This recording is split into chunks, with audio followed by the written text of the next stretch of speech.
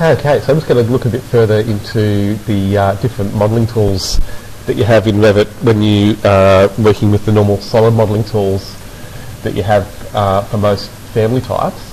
But just make sure as well that you know I've added these extra videos which also will show you how to use a lot of these modelling tools, especially the one here on making a joinery family in Revit, and then also this other one on using parameters when you're making families. They both have examples of using virtually all of the modelling tools. So sweeps are definitely in this one on joinery family, and then this one on parameters has sweeps and revolves. And I'll cover all of them now again though anyway. So I'm going to make a custom lounge that would fit and follow this wall rather than these individual units that I've added. So I'm going to delete these and then go into the plan view and start my new family. So I think I've hidden that table, so I might just unhide that and move that to the side. We'll see about that once I finish. So then I'm going to go to make a new model in place under component, and this one I'm going to set to casework. Even though it's furniture, I'm not going to use the furniture category because it doesn't show cut in section, and that's really the main difference between the furniture category and a lot of the others. And so it's deliberately set up that way because most floating furniture, so for example the chairs we're sitting on here, you wouldn't want to see those cut in a section view. And it looks strange when you see that sort of furniture cut, and also it doesn't help you with the design of the project because you're not designing the furniture. You're simply specifying it and it's going to be supplied by someone else. And so you don't need to show the construction for floating furniture. And that's the category you should use for things that don't need to be shown in section, but things that do need to be shown in section, you need to use a category like casework, which will show cut in a section, and I'll show you that once it's done. So I'm going to call this custom lounge.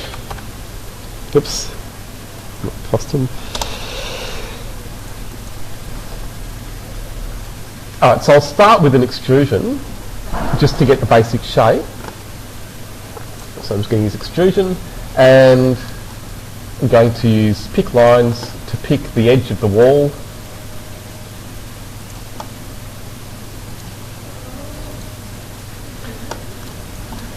And then I want to give that lounge a depth, so I'm going to set the offset value there on the options bar to say 600.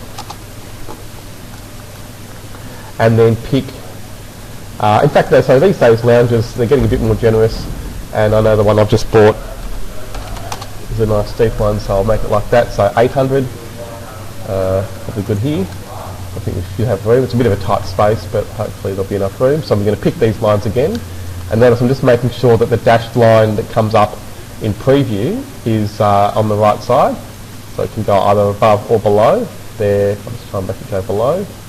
Touchy, it doesn't want to go, but sometimes you'll see it'll go down to the other side. So I just want to check the side that it's going to, make sure it's going the right way. So I've got the basic shape, and now I'm going to go back to drawing straight lines, and notice it keeps, or it retains that offset value.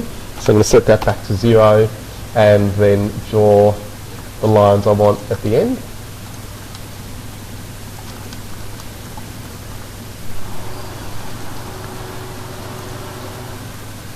Right, so now I want to make it look more like fabric, or more like it's upholstered.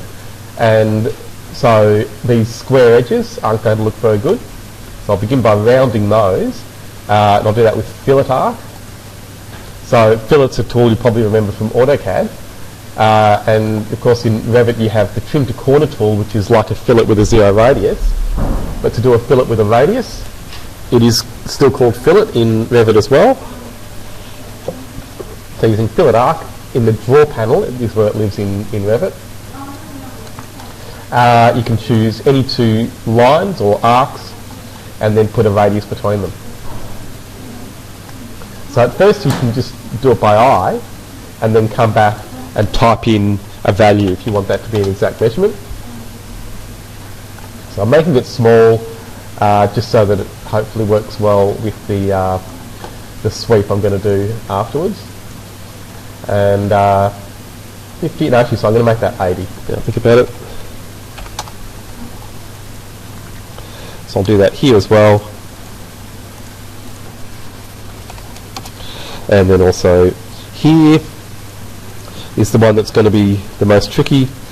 Hopefully 80 works there, but we'll see. Might need to adjust that one afterwards. You'll see when I go to do the sweep. Alright, so now I just need to set the height. So I'm going to make it raised above the ground. So I'll do just 100 mil from the ground. And then up to 450. Okay, so tick to finish. And then I have a perspective view, which should show this. So we can see there it's floating above the ground, coming up to that height. And now I want to put a rounded edge around the front of that. So I'm going to use a sweep to do that. So here it'll also help if I have a section box. And I've got a few that I can use. So this one here should work pretty well, just to give me a better look at that shape. So now I'm going to go to sweep on the create tab. But no, sorry, not solid sweep. Well, it's a bit of a trick. You can actually start with solid sweep and change it to a void afterwards, but I'm going to go to void form and void sweep. So these void versions of these tools work in exactly the same way as the solid version. So with void sweep, I'm going to begin with sketch path. And again, to save me drawing the path again, I can pick the edges that I already have on the lounge. I just want to follow around the front there, so I can go and just use pick lines and pick all of those edges on the front. You can always draw the shape you want, and I can do this just as easily in plan. Yep, exactly.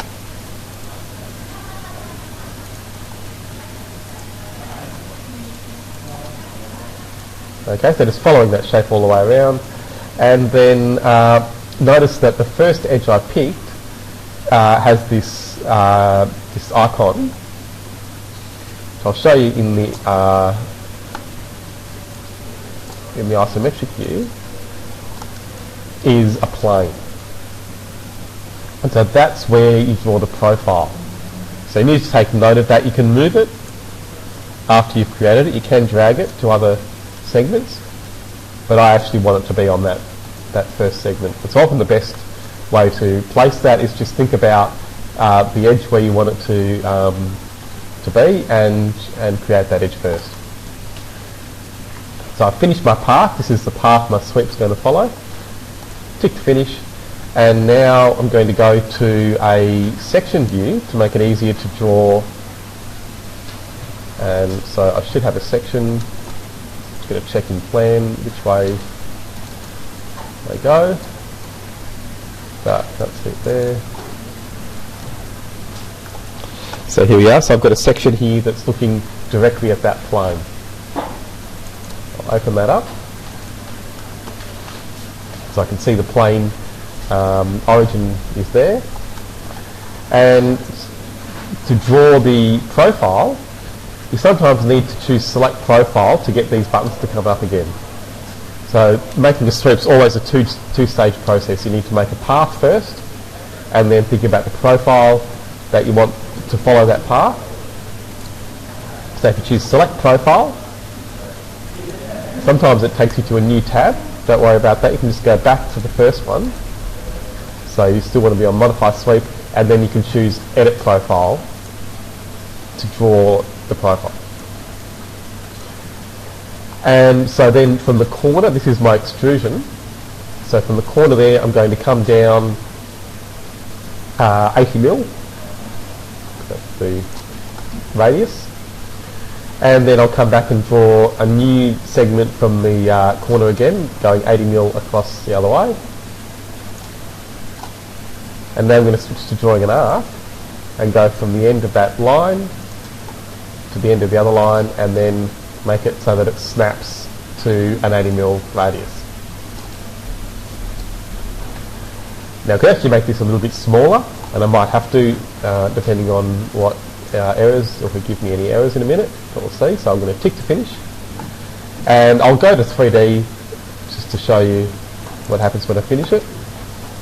And we can also see there a bit more clearly what's going to happen. So I've got my profile there, and you can see it's going to follow this path around now once I click the tick to finish both of these things, the path and the profile. I tick to finish, and there we go, it's giving me an error. This is quite common with sweeps, and it's because the radius that it's following is too small for the shape that I've drawn.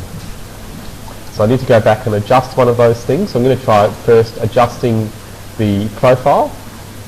So with that selected, I can go to, again, on the Modify Sweep panel, Edit Profile. And when you see this happening, if you can't see your lines because the line weights are too heavy, often it's easiest just to go to thin lines at the top, and now I can select this and I'll try a smaller radius. So I'll try 60.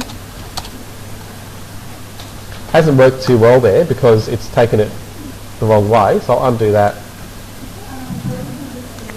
I'm going to go into the section view and do it there.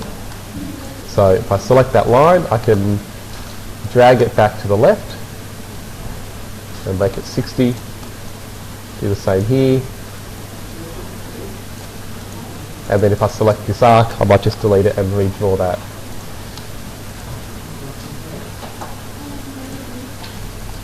Tick to finish. Again, we'll try finishing that. Tick to finish, and there we go. So this time it's worked. Yeah, because the radius now goes around this curve.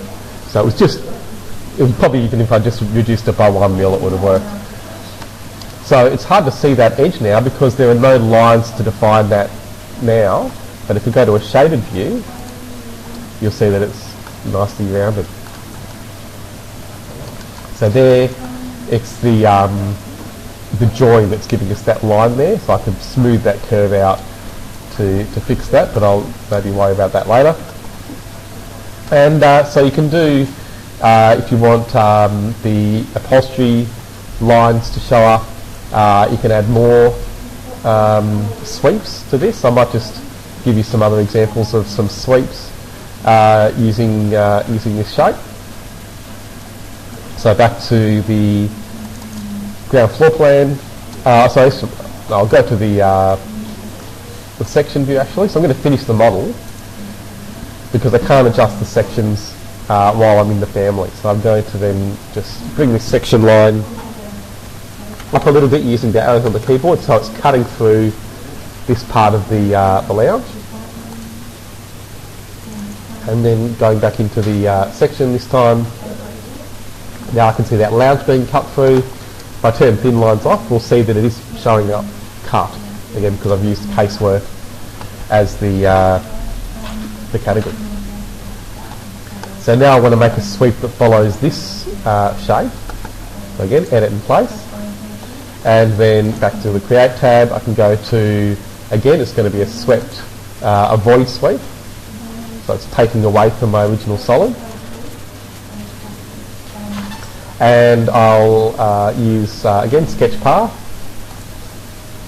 This time, there's no plane defined, so I'm going to use this pick a plane option, click OK, and then choose a surface that's parallel to the view that I'm looking at. So I'm going to try to use tab to pick up any surface there that I can see. So the side of the stairs there is okay. Or actually what I might show you first, so I'll cancel that. So that it's clearer. I'll go back into the floor plan, draw a reference plane where I want the sweep to go. So I'm going to draw that plane, you can see there. And there you can see it's greyed out, so I have to finish the, or cancel the sweep and go and make that again. So I'll just then use the reference plane tool and draw it now. Just make sure it's below the section line. And then a really good option when you're drawing on a reference plane is to give it a name. So I'll call this void sweep plane.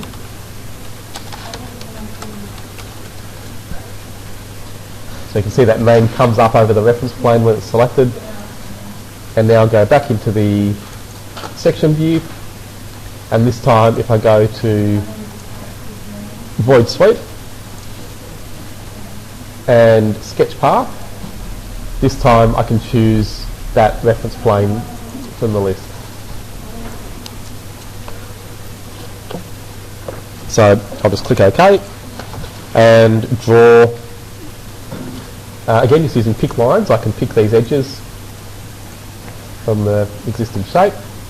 This one needs to be trimmed back. Let's join those together. Tick to finish, and then again you can see the profile marker is on that first edge.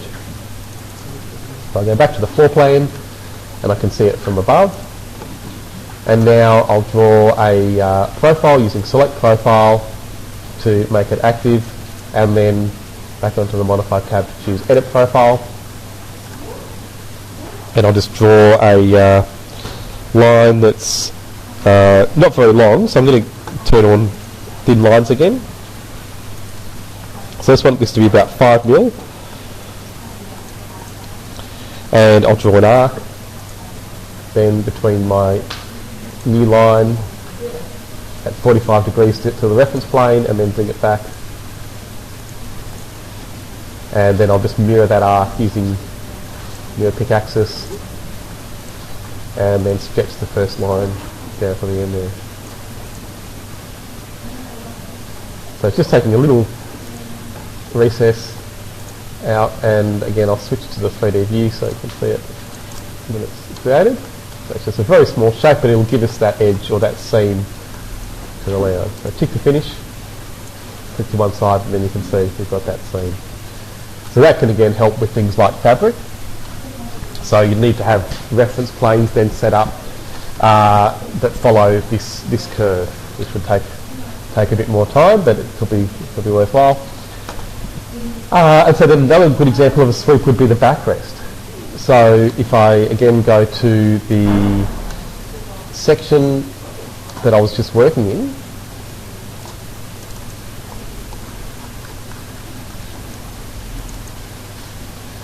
okay, so I can create it in that view, and or using that view I'll be able to draw the backrest profile. The path I'll be able to draw in plan, just like the others. So again, create, and this time it's going to be a solid sweep. So just clicking onto sweep, this solid sweep. Again, sketch path. So again, I could use pick lines just like I was before, but I just want to show you, normally you would draw the segments manually because you won't always have things that you can pick. So I just want to show you it's just as easy to draw the shapes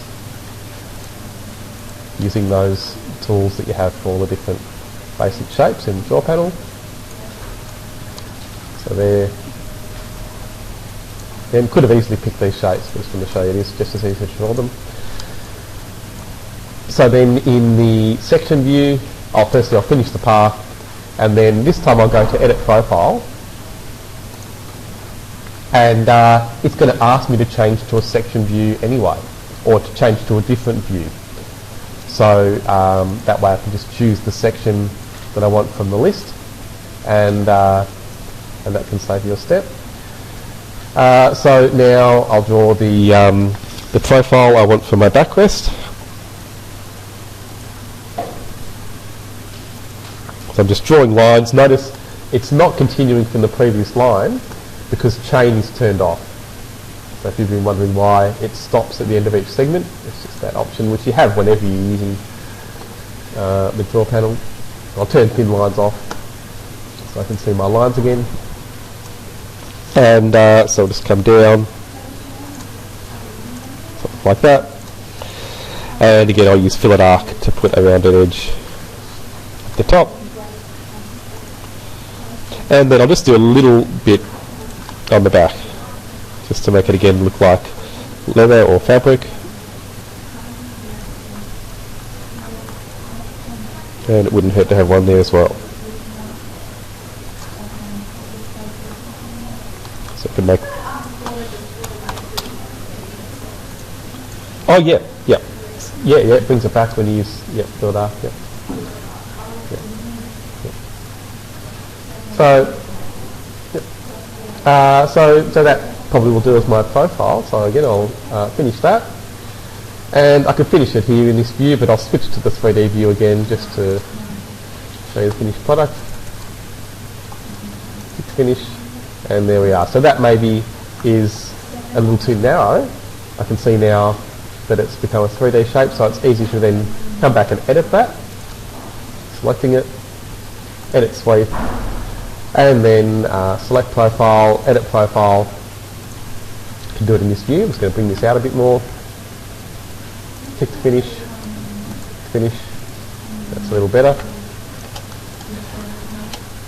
And so then to round off the ends, you could use the same process I used on the front of the lounge and do a sweep around, void sweep, following around that end with that similar shape. But I won't do that. What I wanted to show instead is how to do a blend and also revolve. So I'll do a revolve first. So I might want to use a revolve for the legs, and that's a common instance where you need to use the revolve tool because a lot of things like chair legs and table legs are made using a lathe. So in other words, they put a bit of timber on a spinning lathe and carve out using that revolving method. And the revolve tool works in the same way. So just like before, it can help if you have a plane to draw on. So I'm going to go onto the Create tab and you have the Reference Plane tool there when you're working in a family. So I'm just going to draw a plane there, roughly where I want the leg to be. Maybe bring it back a bit. Select it. And I'll call it Lounge Leg 1. And I don't have a section view that looks at this, but I do have an elevation view. So I'll switch to that in a moment. So I'm going to go to, I'll go to the elevation right away. So it's the north elevation, which is looking from that side of the building. But of course we've got the wall in the way. But that's fine. I can switch to wireframe, and then I can see through the wall and see the layout. And so then I'm going to go to Revolve. And again, as usual, when you're working with a family like this in a project, it'll ask you to choose a plane if one isn't defined. But again, I've given the name, so Lounge Leg 1, I can choose from the list. OK. And so I'm going to draw a shape to be revolved. So just trying to think, well, I'll do one, you'll see later that you could do this with blend anyway. I'm going to show you blend in a moment, but still a simple one, just so you get the idea. And I'll put a curve on it to show you one that you couldn't do with a blend.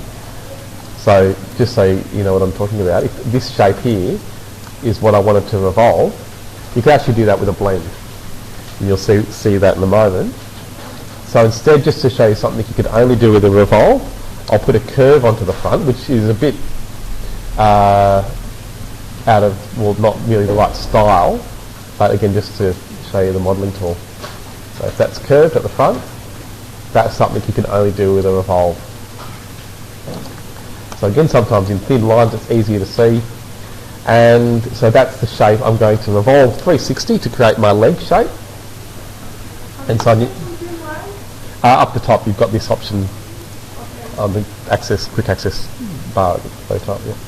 So then you need to draw an axis. that it's going to revolve around. So I want it to revolve around this side. So with axis line that you have in the draw panel, you just need to draw an edge that's in line with that. It doesn't need to be over the top of it, so it can be above or below. So I'll finish that, and then you can see now my leg shape.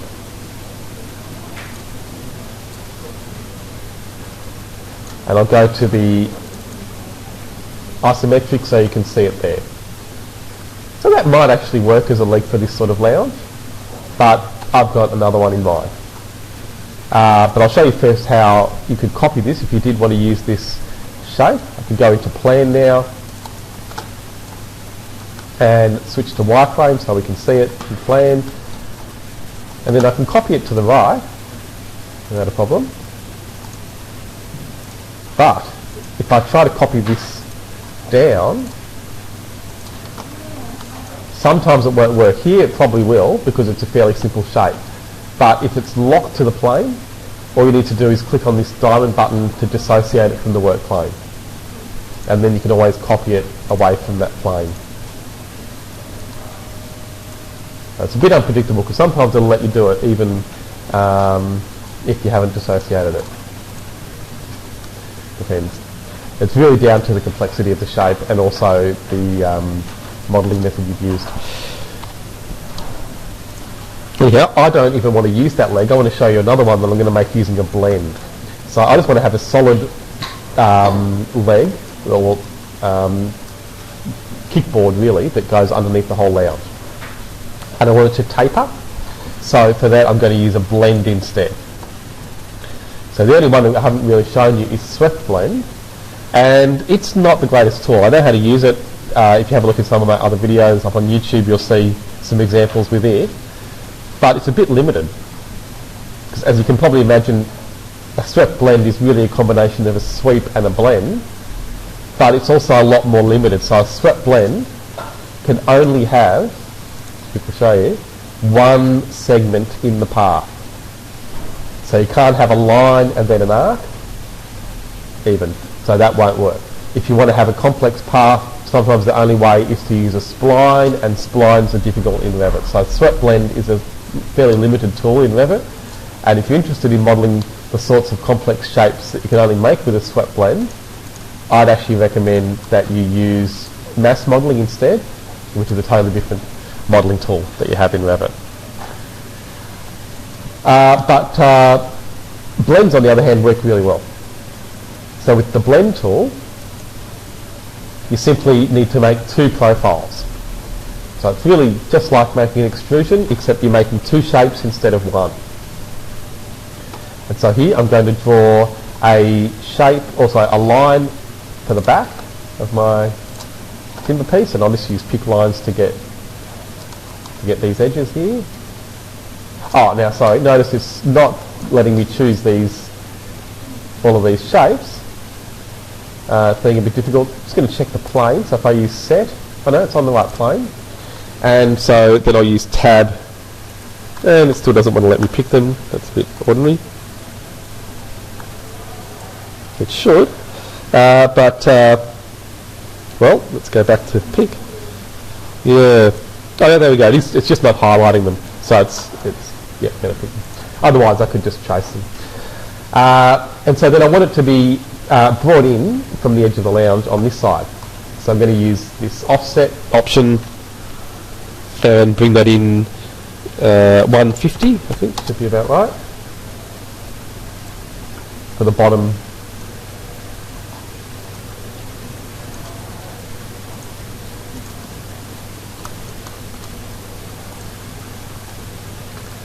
And I'll use Jim just to join those.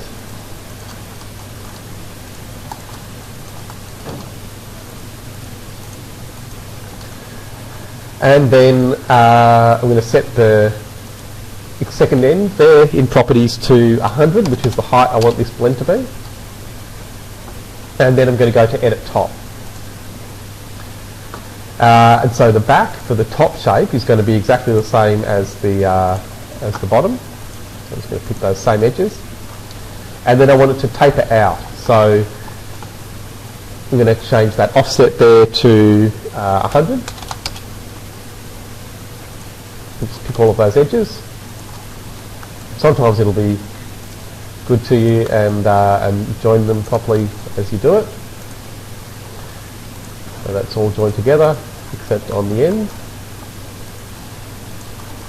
So it's going to blend from this smaller shape to the larger one, and so that it'll taper out. So again, tick to finish, and I'll see then, especially in the section, that it's tapering out. Back into the 3D view, you may not see it all that clearly, but look. Oh yeah, so I can just see it there.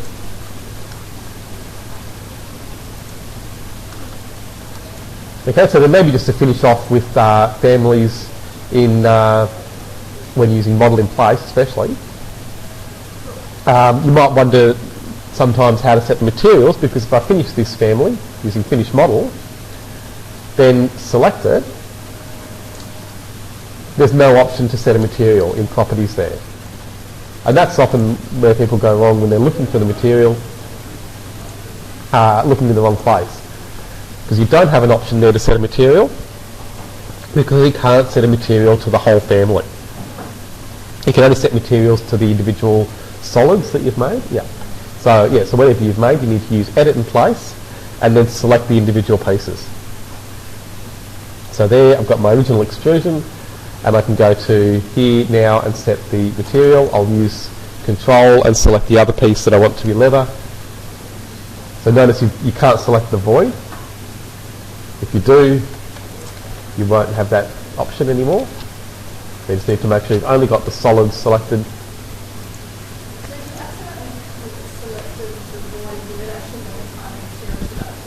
It won't give you the option. Yeah. And so I'll just quickly remind you again how to make a material here. So we should have a few materials that are close to what I want, but they won't probably be the exact material that I want, which is leather. So I can start almost with anything actually. I'm just going to choose carpet, kind of close, right click, and then duplicate. Okay, and then give my new name, which is going to be leather. So that's the first step that people sometimes forget. You need to create the material in this list on your left, which is the list of materials in your project. Then go to the Appearance tab usually and change it there. So I'm not going to edit this material because that'll change the original carpet material. It's still being used. And I know it's a confusing system, but that's the way it is. So the best option I think usually there is to right click on the Appearance tab and go to Replace, or click on the button here which does the same thing.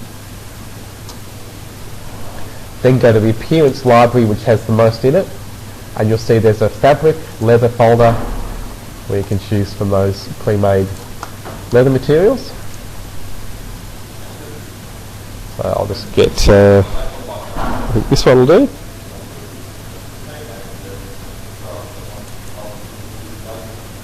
So double click to take it into your own material. And there we are, so it's got tan 1, and then I can adjust the colour here. And that's good actually that it's happened like this. It's an error when you see it come up this way. If you see things like offset X and Y, and especially if you see things like UV scale, that's a problem. So just click OK, and then it'll take you back out of it, and then you can go back into the material editor, and I'll go back and now click on that swatch again, and notice it looks completely different. So there I'm going to adjust the size. I might make that bigger.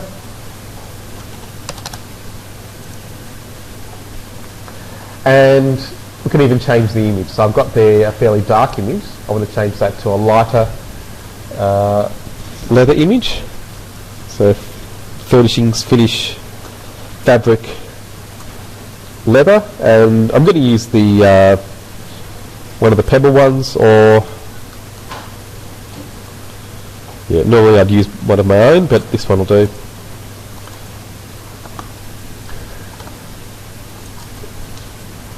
And you'll see that's actually one of the pre-made materials that you might have noticed back there in the library anyway. I just wanted to show you how you can change the image to something else. And so then back to the graphics tab, I'm just going to tick use render appearance to get the colour. That's again a bit too dark, so I'll turn that option off again, and I can then come and adjust that further. And then the surface pattern, I don't want those specs to come up on the surface, so I'm going to just click on that swatch and set that to no pattern. I don't have a surface pattern or a cut pattern, I don't need those. And that's my leather material done.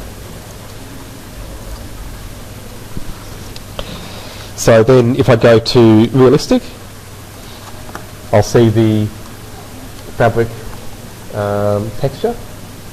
In shaded, it uses that shaded colour that I chose. Then I'm going to select the blend, and I'll just do the same thing again to make a timber material. So clicking on the browse button there in the material slot, go down to find a material that's close. Timber here is a good one. Right click, duplicate, and we'll call it timber veneer maybe. Go to the appearance tab, click the replace button, go to the appearance library and then choose the material. So I'll just choose the birch, I think, should be fine.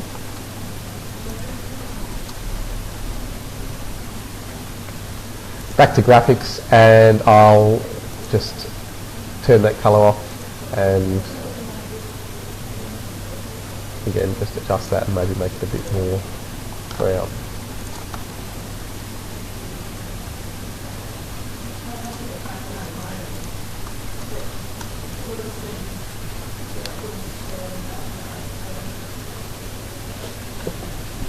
Okay, so I'll finish that family, and